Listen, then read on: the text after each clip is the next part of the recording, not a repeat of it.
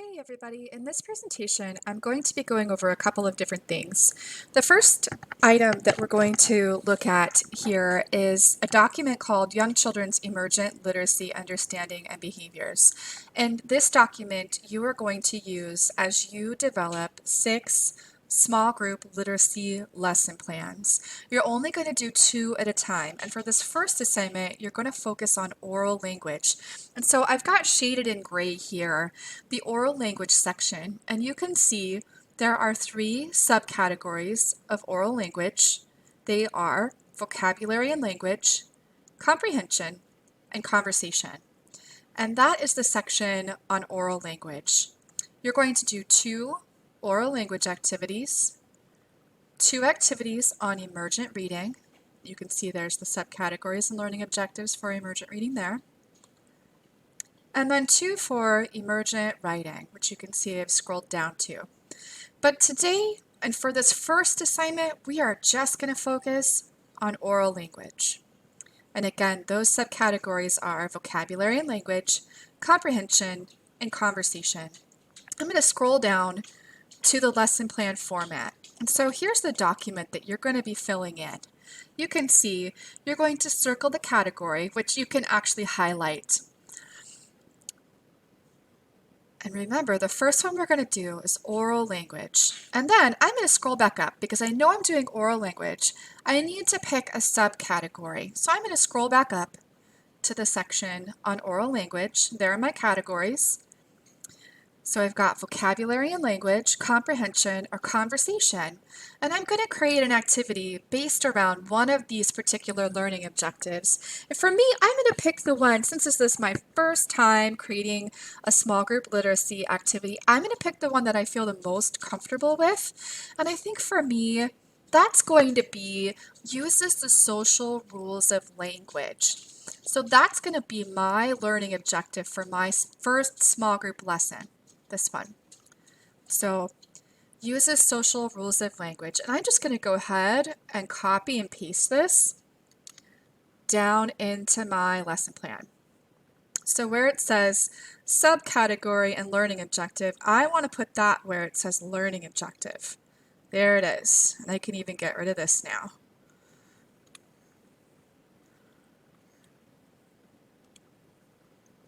Sorry as I play with the formatting here. And then I'm going to go back up. I want to make sure I've got the right subcategory. And that subcategory, oh, that's right, it was conversation. So here I'm going to type for my subcategory, conversation.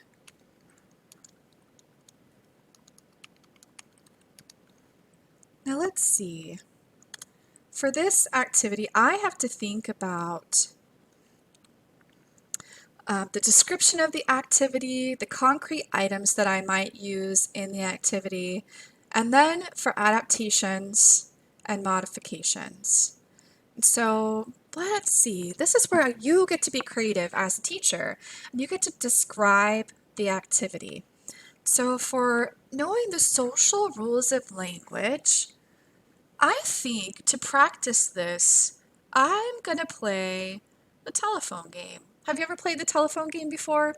Yes, you know the one where you whisper into your partner's ear a specific phrase or sentence, and then they whisper it to their partner, and it goes around the circle, and the last person gets to say what they think the phrase was.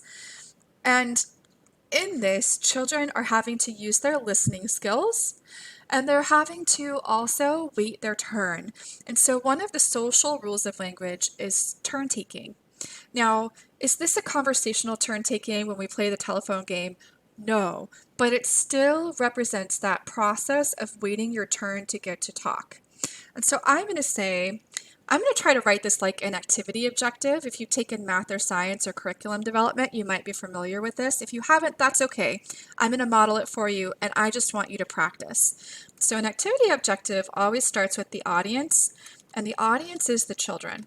The children will play the telephone game using teacher-selected phrases about favorite, this is where I get to be specific, favorite recess time activities. So that's going to be my activity objective. And so in here, I'm also going to give a description. If I'm going to have a substitute teacher come, I probably should state a little bit more of the procedure. And so in the telephone game, children will sit in a circle.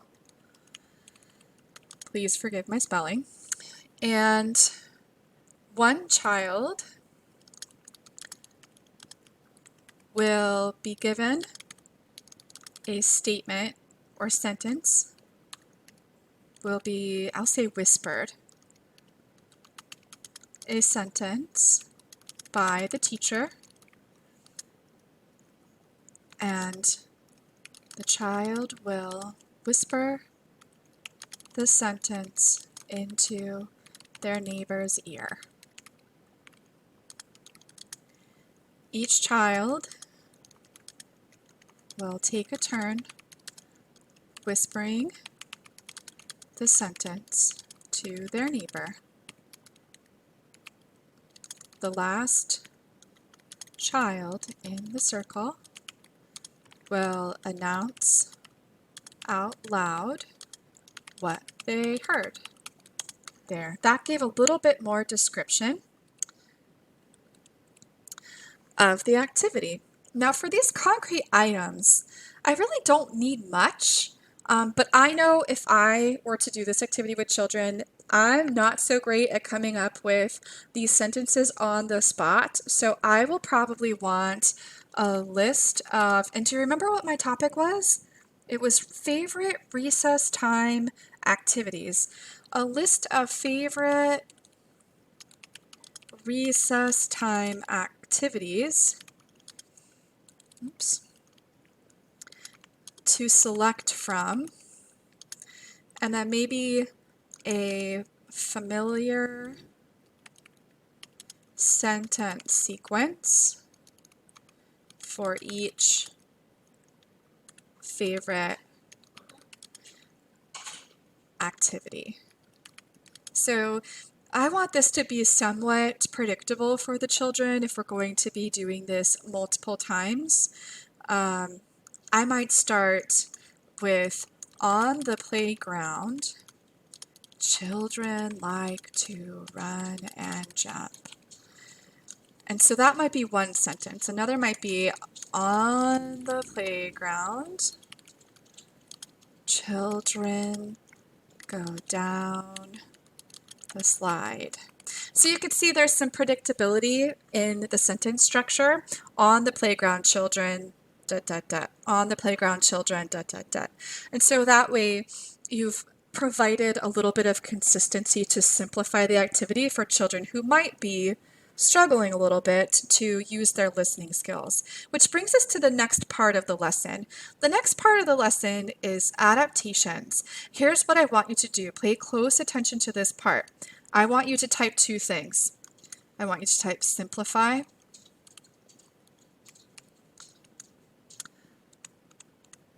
and I want you to type make more complex. So when you're creating adaptations, this is where you get to modify the activity to support children who need a little more oomph and to support children who have already got this figured out and need this to be a little more challenging. So one way that you're going to simplify and one way that you're going to make the activity a little more challenging. And so in this particular activity, I've kind of set it up in a way that you kind of have to keep it at its simplest because all of the children will be saying the same sentence, but you may need to stay close. So this is where you might make it simpler. Stay close to children who may need support with their expressive language. You may, or the teacher may need to break the sentence down into smaller parts for a child who is more successful with 2 to 3 word sentences. And so you don't want to single a child out, but at the same time, you want to make sure that you set up strategies for success for that child who needs a little more support. And so if you know you've got a kiddo who's still using 1 or 2 word utterances, or maybe even still using 3 word sentences, saying a complete sentence on the playground, children like to run and jump, you might need to sit next to them and whisper the first part on the playground. And they whisper to their partner. And then you whisper the second part, children like to run and jump. And then let them whisper the second part. And you kind of have to help the other child, the partner child, know that you're going to be getting this sentence in chunks. But this way you can support the child who needs a little extra help. And to make this more challenging, let's see. Maybe there's that one child who has really great sentence structure and can make their own sentence. So when I designed the activity, I said that the teacher, remember, was going to bring a list of favorite recess time activities, maybe allow the child to select the favorite recess time activity and construct their own sentence. So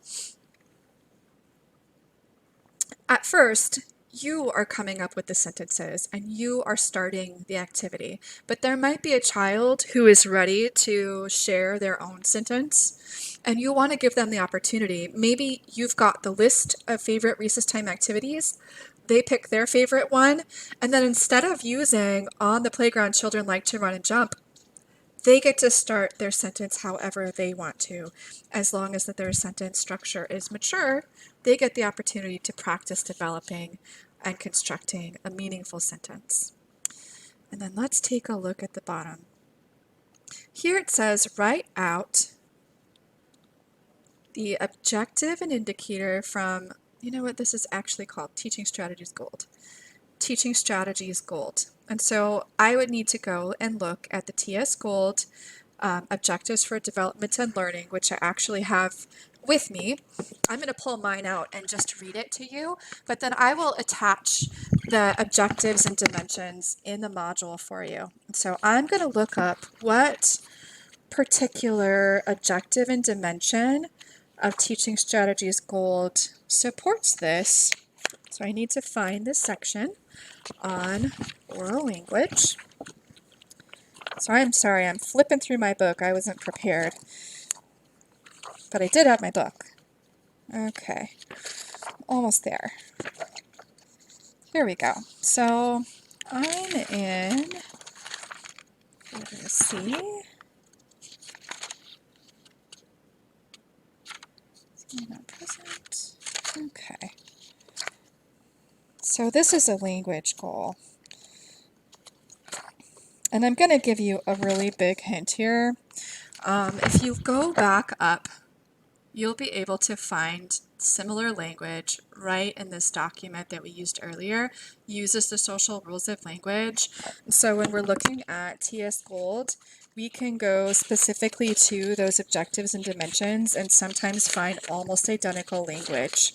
And so when I'm looking at mine book, I am still trying to find the right section. Oh, never mind. Well, this is embarrassing. Okay, let's see. Here we go. Cognitive language. We've got Objective 8, listens to and understands increasingly complex language. Number 9, uses language to express thoughts and needs. Or 10, use appropriate conversational and other communication skills. Oh my gosh, here, Teaching Strategies Gold, Objective 10, Dimension B, uses the social rules of language. So I would type that right into my document. That's the answer. So 10B uses the social rules of language. Now you're going to do 2 of these, but this I'll stop here.